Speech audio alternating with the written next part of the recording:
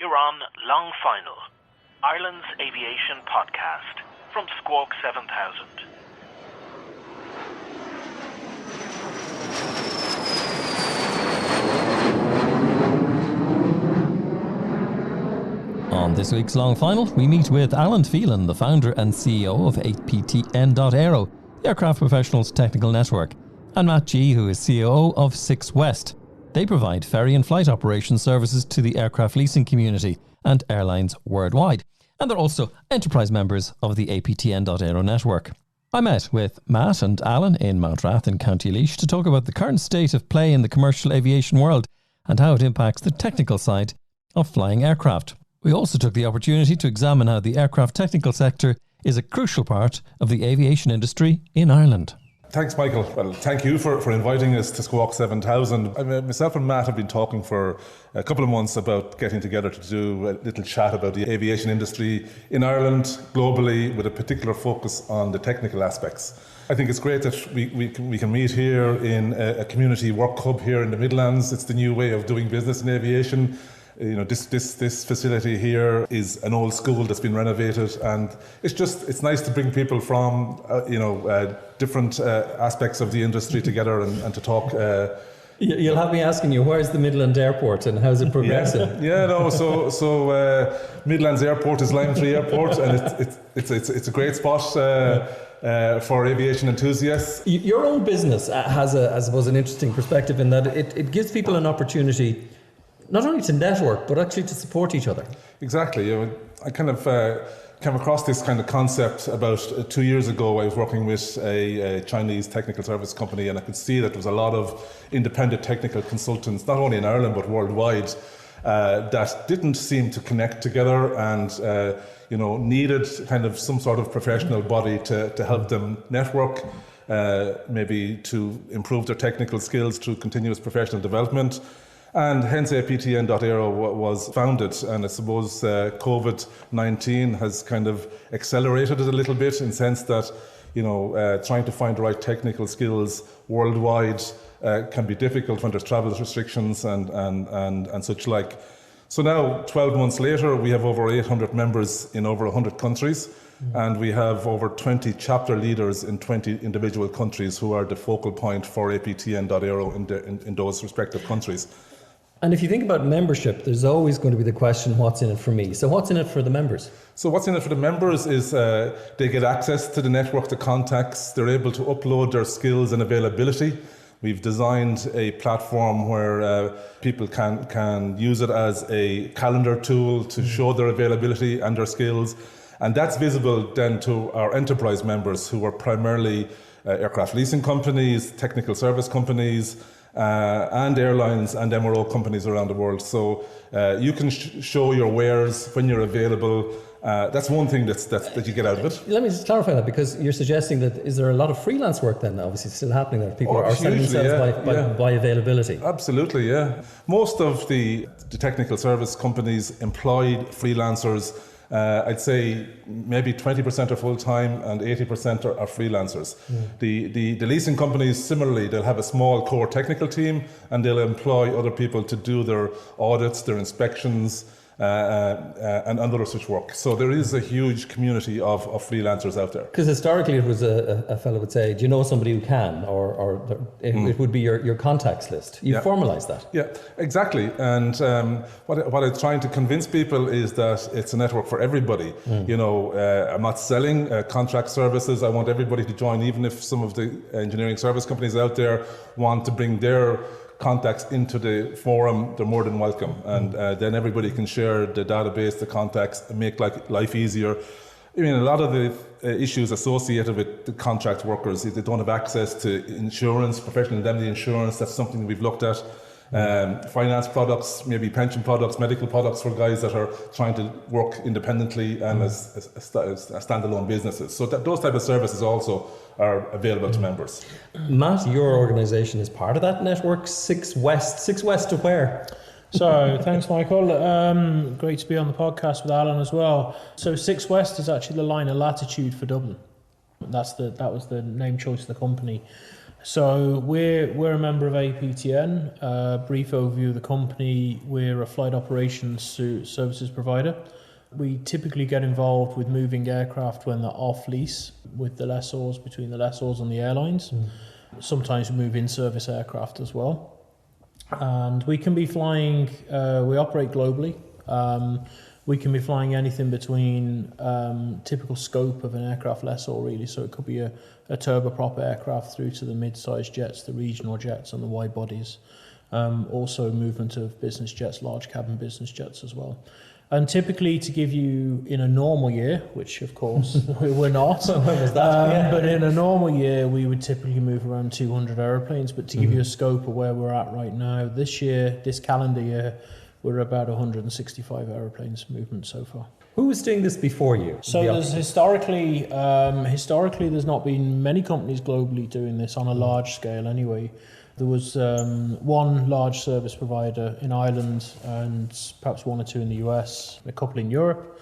One of those providers no longer active in the sector, and there's probably also one other large provider in Ireland providing this service. How can you provide a service, given the variety of aircraft that are out there? That, as you gave us a good list of them, you must have to have quite a good database of pilots and crews. We do, yeah, we absolutely do. So we would have about 95 to 100 pilots worldwide. The core split, of course, will be Europe and the US, with Asia Pacific as well, across those aircraft types.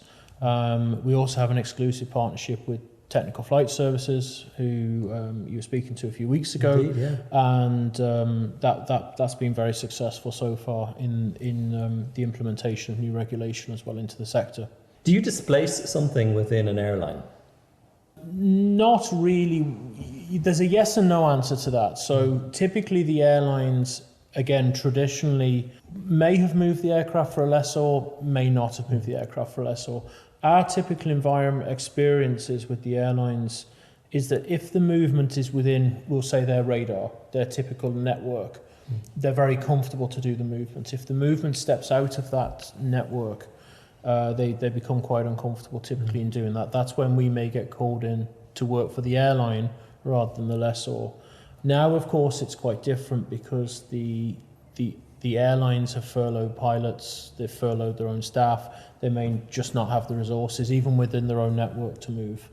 So even to today, we're still moving aircraft for airlines as well as lessors. I imagine too that airlines are very SOP, standard operating procedure driven at the moment, so they may not even have an SOP for the ferry of an aircraft. Correct. They may not. As a company, we have to have SOPs, so we have our own company SOPs. And then for the movement of the aeroplane, we're using the original equipment manufactured, the OEM's SOPs, for that purpose. I have this vision in my head of somebody coming to the end of a lease before they expected to, and they mightn't be very keen on giving back the airplane. What does that present to you as a challenge?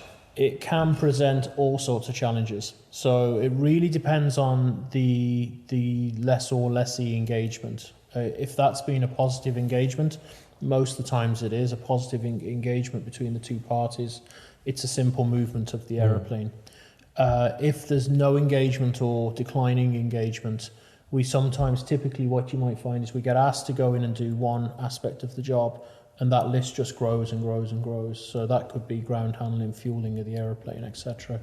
And then there's the odd occasion that we have to go and do repossessions. Some of those can be what's termed as a hostile repossession, where the airline have just closed support altogether and the lessor just needs the aircraft back. In the last, during COVID times, there hasn't been so many of those. Sure. More so actually early handbacks of the aircraft from the airlines, which is usually consensual. A question then to both of you, given that I suppose the elephant in the room, etc., the last 15 months, and we know that the situation in aviation is still even under debate even today as we're talking.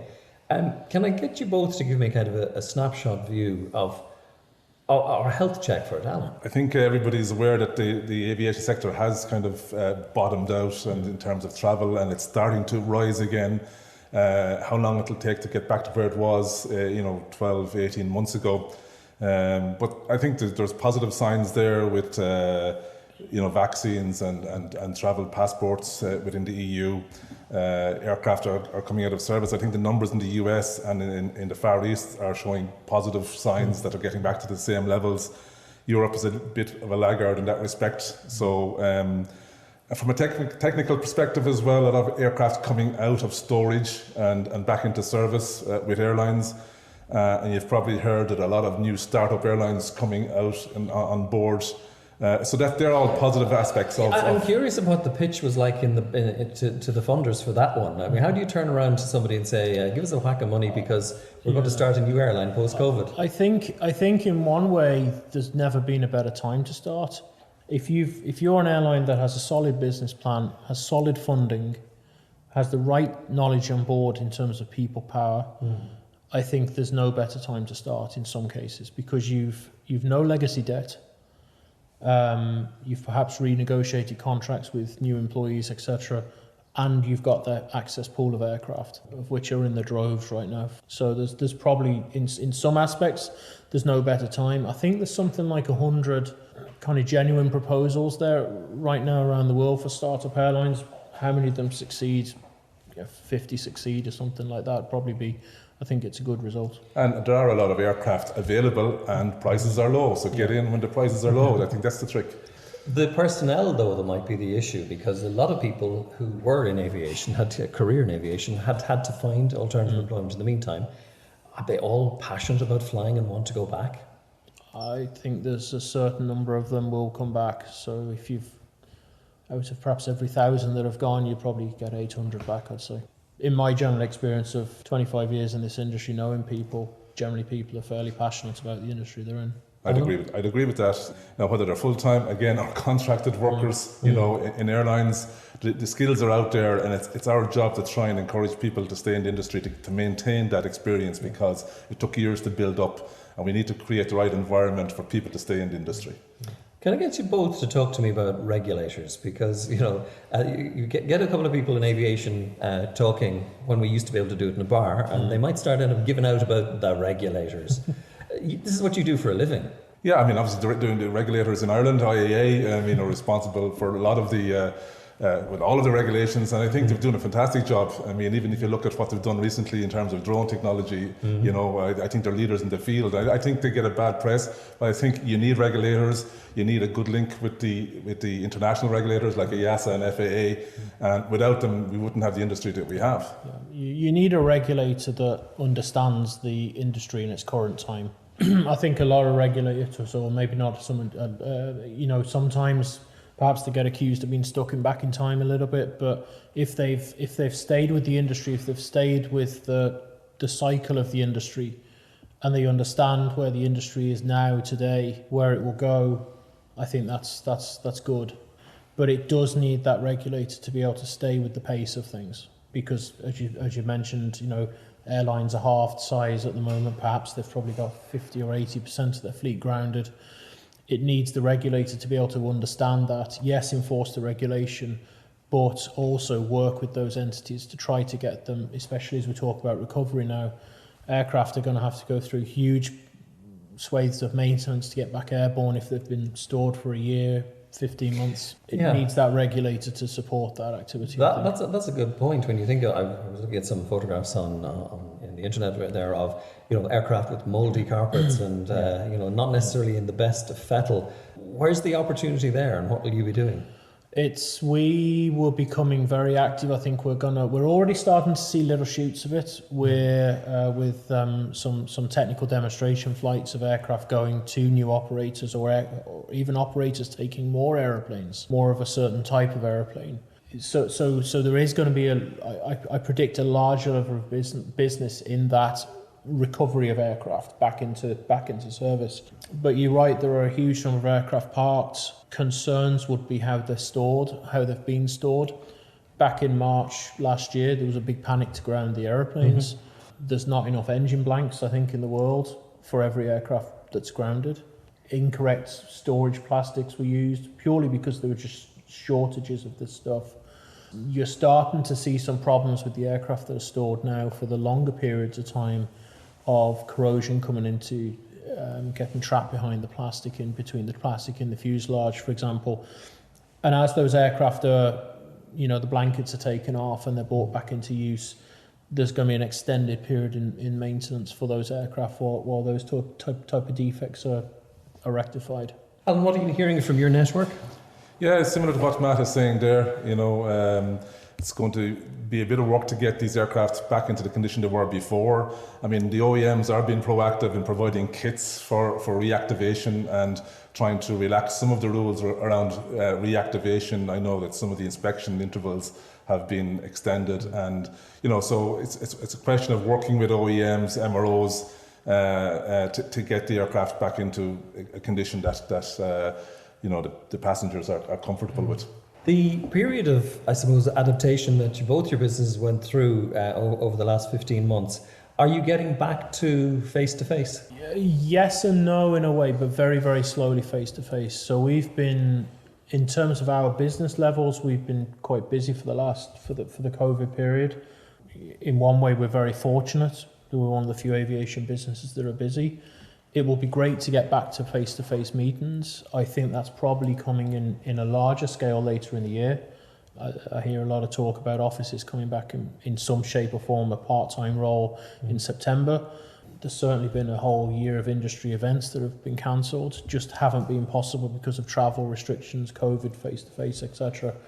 Me personally, and us as a business, we're starting to do some face-to-face again. But I think we're going to be a few months away yet. The land of Zoom continues. The land of Zoom absolutely, continues. And I think we've gone from big events to no events to Zoom events. I think going forward you're going to have hybrid events, where there will be some people in the room, there'll be others that are taking part remotely, and I think it's the whole environment is changing, and where we are today in a digital enterprise hub, these are the type of places where we can bring people from different locations and use these type of facilities. So it will be a gradual, slow process. As I mentioned before, I don't see myself going back to a big city 5 days a week. I think it'll be 2-3 days, and you'll use the other 2 days to do your face-to-face networking and meetings. The rest of the stuff you can do in these remote hubs. A lot of people too might underestimate the role of aviation in Ireland. I know certainly the Recover Aviation Group have been talking to about this figure, 143,000. We hear it on the news bulletins all the time. But can you both just calibrate for us, what is the role of aviation in this country? It's a critical role that so many people, I think aircraft leasing, if you went back in time, perhaps 10 years ago, very few people had heard about aircraft leasing, or you get into a taxi and, there's a bit of that here. Yeah. Whereas certainly when we could take taxis and when we were in a past time there, if you go back a year, 2 years ago, you'd get into a taxi, we'd have a big event here in January, the Air Finance Week, and you get into a taxi and away you go in an aircraft. Oh, that's really big here, the aircraft leasing's really big here. So people, as lessors became a little bit more public, I suppose, websites developed and things like that, people have gained more of a knowledge from the lessors have become more accessible from a student perspective, a grad perspective going into the industry. In terms of, though, the actual industry in this country, it's critically important. Both ends of the country, Dublin and Shannon, we've got very large maintenance facilities. Okay, Shannon has more than Dublin, but they still play a core role there. Both are very, very active even now in this current time. We have, I think, 50% of the world's aircraft are leased. The lease is written in Ireland. And you've got, if you just look at the lessor itself is a business, or the lessors are a business. And around that is a whole industry. So you've law firms, you've finance firms, you've service providers such as us, you've the maintenance providers. So if that disappeared, it would very quickly dissipate outwards. And so it's a key industry in the country. I don't think it has, no. No, I don't think it has. Personally speaking, no. But I don't think it's been damaged, but what it's allowed some of our competitors to catch up. Yes. People like Singapore and Hong Kong. Yeah. They're trying to catch up where we are. But I think if we maintain the high levels of education in the industry and aviation, and bring people through the various stages, whether it's MRO, legal, finance, with focus on aircraft leasing. I think the government play a big part here. They're very supportive in terms of double taxation agreements. Keep the momentum in those areas going, and then we'll keep ahead of the posse, and we'll still be the focal point for aircraft leasing worldwide. Absolutely, yeah. The recovery's got to be. The recovery is, as you mentioned, Recover Air. Obviously, first and foremost, the airlines have got to get back into a state and be facilitated. That's the important word, the facilitation, to allow the airlines to get back into an operational perspective. Equally, the airports as well. The airports are hived up at the moment. But as Alan correctly said as well, we can't allow, this country can't allow the competitors to steal that march on us. So the support for the entire sector is crucial, and that's one of the key things that's going to have to come out of this. Alan, why do you do this? I did engineering, right, and I could have went to Wales to a gas company, ended up in Airmotive Ireland doing jet engine overhaul, and kind of have grown to love the industry over the years. I suppose I could have stayed in a route going in, multinational company for years until retirement, but I felt, doing APTN.aero is giving something back to the industry, trying to bring people together and create and grow not only the aviation industry in Ireland, but I think there are great people all around the world that are passionate about it, and that's the reason I'm doing what I do. I also do some consultancy work, with lessors in the areas of expertise that I have in jet engine maintenance and engine trading and helping guys find the right engines for aircraft. That's a passion that I have as well. But I think I have the right blend and mix of giving something back through APTN.aero, as well as trying to put a bit of bread and butter on the table. I was going to say, there's two things popped into my head listening to you there. Is one, how much is an engine? So an engine for a Boeing 737 or an A320 new condition, you're talking up to $10-11 million, brand new. It's a lot of spondulix. So a lot of people say an aircraft is a cigar tube with two engines, but the guys in the airframe side of things will have a different view on that. What's a typical day for you? So a typical day here is getting over to the hub here in Mountrath and Zoom calls. I host and moderate some aviation events for some guys internationally. Networking with the APTN.aero members. We have a call every week with the chapter leaders where we do country reports and see what's happening in industry, and we feed that back to the membership. Then we have some great WhatsApp groups going out there around the world, as well as the platform that we have. So it's networking, trying to get information out there, especially technical stuff. Obviously, you hear of a new AD or an SP that's of interest to the membership, get that out there and try and share. There's loads of jargon in this business, is there? Exactly. A letter for everything. Matt, I was going to say the same to you. How do you find yourself in the job you're in now? So aviation's actually all I've worked in ever since. So I left school at 16. Started in aviation, general aviation, worked my way through into the commercial side, some flying actually in there as well. Moved to Ireland. My wife's from Ireland. Moved over and worked with several airlines. Aer Lingus was my last airline there, and then stepped across into the aircraft leasing services world. And that's where I've been for 25 years now. And same question, a typical day for you? Typical day can be very interesting for us because it really depends what operations we have going on. But if you look at, we're recording this on a Monday. Typical day today was start the day quite early. We have our group call because obviously we all can't be in the office anymore. So we have our group call. We discuss the operations coming up this week. Then the team will go away and work on those. I could be working on commercial proposals, business development, and then supporting the team as well with as they run the operations. We could be working on any time zone, so we could be active down on the Australian time zone, something in Europe, and something in the west coast of America. Is it as glamorous as it sounds?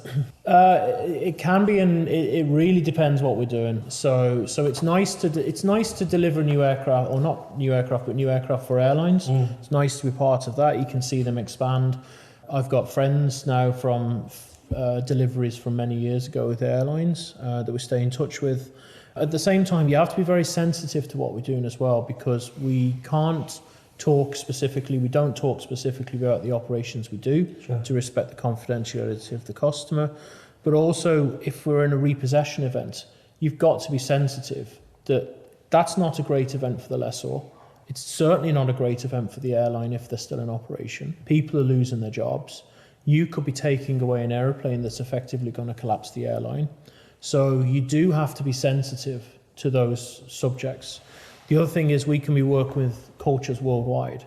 So you've got to be able to be adaptable to those cultures, understand those cultures, also understand the what's going on the grounds there. You know, what's going on the ground in Australia can be very, very different to what's going on the ground here in Europe.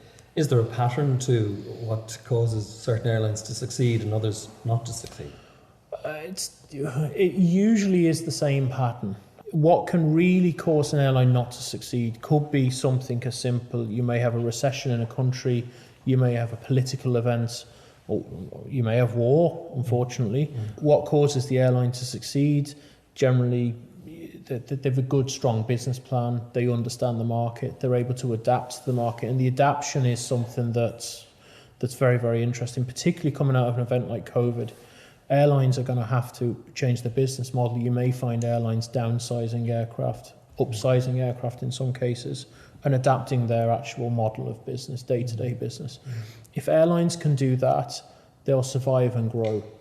If they're not able to do that, they'll probably head the other way, unfortunately.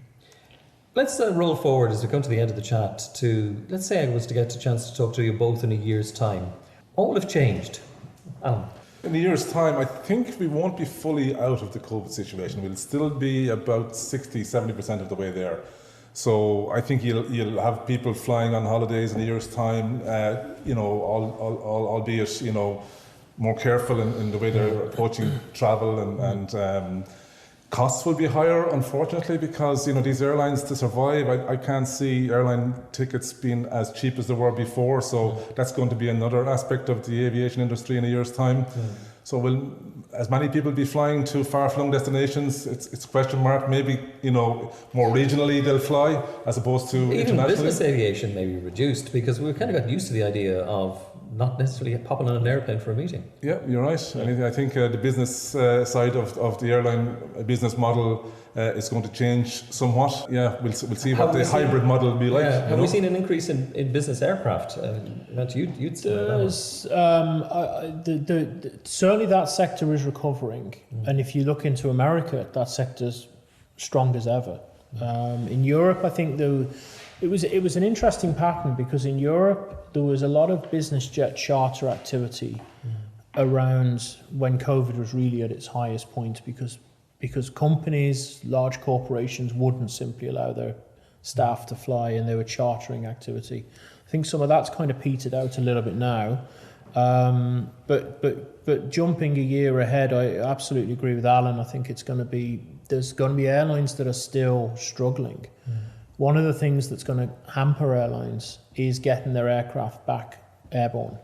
And if an airline is organised, has the cash structure to get into those MROs, get the work, get the return to service work completed, then they'll be airborne. The airlines that aren't able to do that, what you may find is some regions have opened up. Some airlines are fully active and some airlines are still struggling to get active, and that could greatly impact their return to operation. But I absolutely agree. I don't think we're going to be fully out of this yet. Things like the Indian variant are concerning. If that's able to be suppressed, great. If it's not able to be suppressed, you may find that certainly Southeast Asia, India, they could still be in this situation into next year. So it's going to be interesting for sure.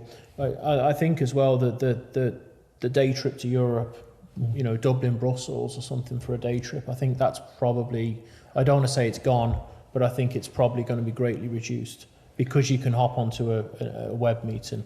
I think where the value will be is those longer business trips. And I think certainly not all sectors. I think the IT sector, for example, will adapt itself to probably becoming everybody working remotely, the great number of staff, etc. I think though, just looking at our own sector, those type of meetings, those longer trips, they will still have to happen because certainly there's been times that we're trying to get things done and I've become frustrated by doing it over virtually. And I think that's, if you talk to lessors, for example, trying to go to just get an aircraft lease over the line, that final meeting that has to happen, and generally happens in person. You can't do that over Zoom. You just can't do that over Zoom. So I think those type of business trips will resume.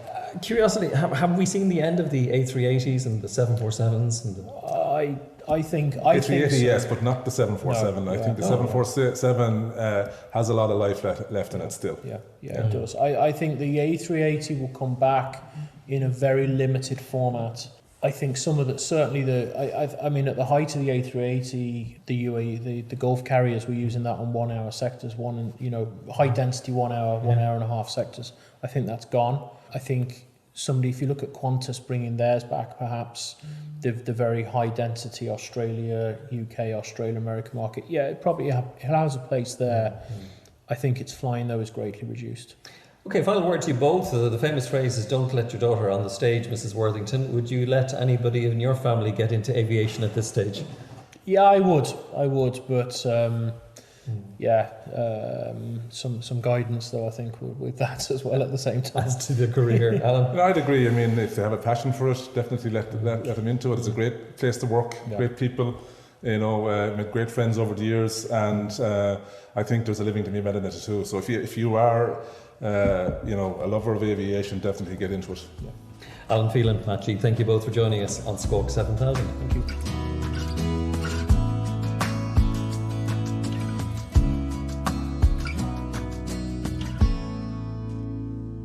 And thank you for joining us on this episode of Long Final from Squawk7000.ie.